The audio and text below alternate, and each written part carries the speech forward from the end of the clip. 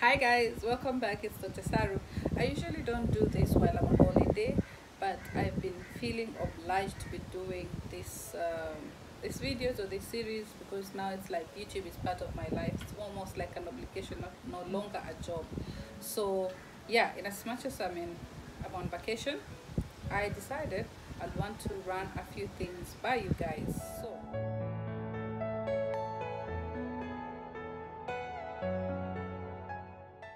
let's start with the topic for today. I wanted to talk about what are the things you can do to boost your memory while at home. I think um, some of the things I'm going to talk about, they're actually backed up by science, and some are based on people who tried them out and actually worked for them, and also some cultural beliefs. So whatever you do and it doesn't work for you, don't say it's because it doesn't work. Maybe it doesn't work for you, but it actually works for some people. So let's start with number one, exercise. I know so many people have been talking about it. Exercise, exercise, exercise. All the time it's about exercise. Yes, of course, exercise is good. It's going to boost your memory and help with your memory, because when you're exercising, there's so much that is being released in your body. It's good stuff. All the good stuff are being released in your body actually. Endorphins and things like that, yeah? So every time you happen to exercise, it helps with your memory. Kind of jogs your memory too. Oh, see what I did there. So, anyways, number one, exercise. Two, food. So there are certain foods which are linked to help with memory.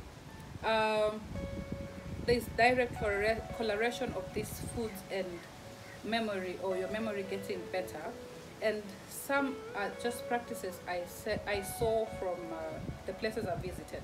Like when I was in med school in Pakistan, I remember my friends telling me about this habit that their parents have been passing on to their generations about having to soak almond seeds or almond nuts, 3 pieces of almonds in milk overnight, and then you get to drink the milk in the morning.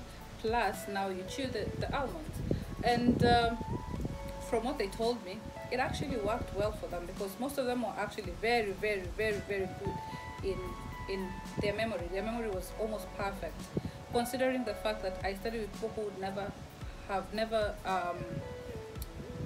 English was never their first language, so they don't actually know English that well, and exams were in English, and they actually passed the exams.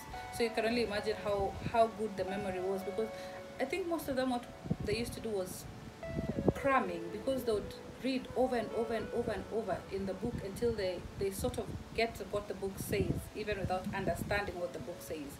So one is the almonds. Two, there's cocoa beans or cocoa itself. And I know you might be thinking, oh, cocoa, then it means I can have as much chocolate to boost my memory. No, no, no, no, no. Chocolate is, the higher percentage is more of sugar than actually cocoa. So if you're doing cocoa, you need to be doing the actual cocoa, not the one that is in a chocolate bar. Which brings me to my third point: cut all refined sugars, including the chocolate bars, because the chocolate bars are part of the refined sugars, and we are telling you, no, don't do refined sugars. Don't do breads. Okay, you can be doing bread like a tiny little bit, like not every day, like maybe it's a snack, or I don't know, whatever. But if you cut out on refined sugars, it has been shown to actually help improve your memory. The fourth thing I would want to talk about is vitamin D.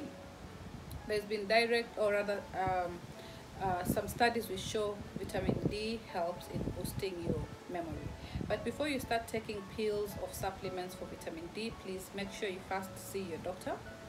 Get your vitamin D supplements, vitamin D level checked, and if your vitamin D levels are not within the normal range, then it's when, or if they're within the normal range but on a lower scale, maybe your doctor can prescribe the supplements.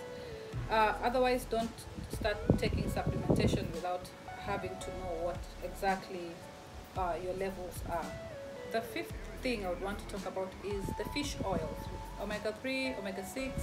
It's been told that it helps with boosting your memory. So for omega-6 and 3, those are supplements. Again, you can always take them if you feel the need.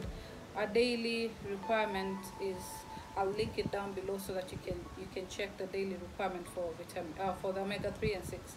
So it's something that you can be taking without having any fears of what it can cause to you or whatever. And again, if you're scared to start on anything, you should always consult your doctor before you actually start doing those.